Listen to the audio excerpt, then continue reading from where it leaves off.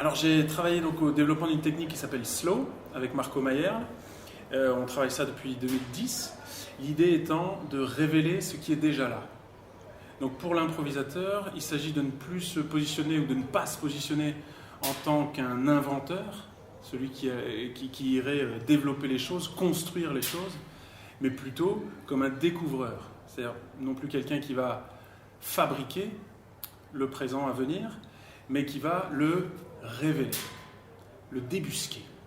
Donc c'est comme si on était devant un gros bloc de bois et puis on va, plutôt que de rajouter du bois autour et de la terre glaise, etc., pour en faire une sculpture qui nous va bien, et on va plutôt essayer de gratter et de voir ce qui se cache à l'intérieur de ce bloc de bois, quelle est l'histoire qui est déjà inscrite ici.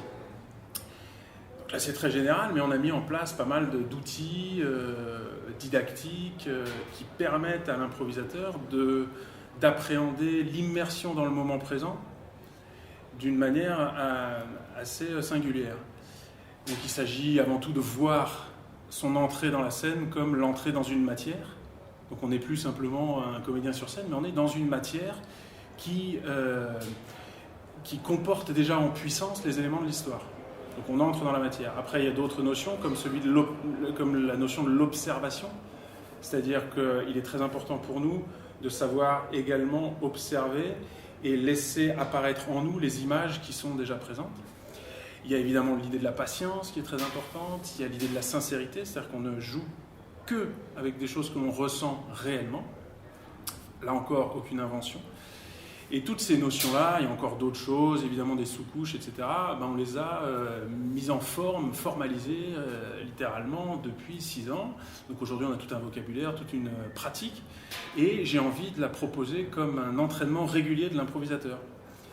Puisque j'en ai un peu marre d'assister à une approche un peu consumériste des stages d'improvisation. C'est-à-dire, t'as fait impro à l'américaine ? Ouais. T'as fait comédie musicale ? Ouais, ça j'ai fait. T'as fait slow ? Ouais, j'ai fait. J'ai l'impression que pour qu'une méthode, qu'une technique vieille vraiment profondément modifier l'improvisateur, il faut qu'elle puisse creuser dans l'improvisateur. Et ça prend du temps. C'est une vraie plongée qu'il faut prendre le temps de laisser opérer. Et donc j'ai envie de proposer une approche régulière, une pratique qui soit ensuite au service de toute forme d'improvisation, peu importe quoi. C'est-à-dire que toutes ces valeurs-là, que j'ai décrites avant, elles puissent servir l'improvisateur dans n'importe quelle forme, que ce soit une forme très narrative, une forme beaucoup plus métaphorique, une forme compétitive ou non, ou quoi, peu importe. Après moi j'ai mes formes de prédilection, je n'hésiterai pas à en parler, mais je défends que la pratique de slow peut permettre d'approcher après n'importe quelle improvisation. Et par contre, ça nécessite un travail de fond, quoi. Et donc du coup, avec l'improvidence, on propose un travail à plus long terme et sans bagage prérequis, c'est-à-dire n'importe qui peut venir et on travaille cette pratique. Il y a des exercices, une approche très didactique en fait. Puis on peut rebosser après derrière avec sa troupe. Tiens, tel exercice, on le refait, etc., etc., etc. Et donc sur la saison à venir, proposer ces différentes journées pour former l'improvisateur à cette vision, quoi.